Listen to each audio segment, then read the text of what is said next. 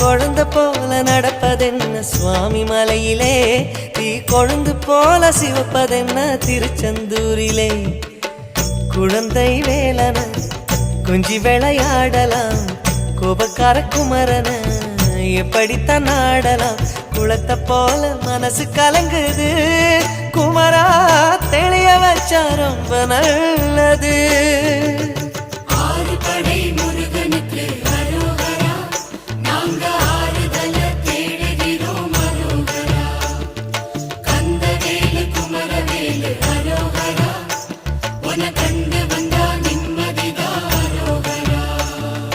பழனியிலே சந்நியாசி, தணிகையிலே சம்சாரி, ஓம் கணக்கு புரியலையே முருகா, ஓம் கணக்கு புரியலையே முருகா.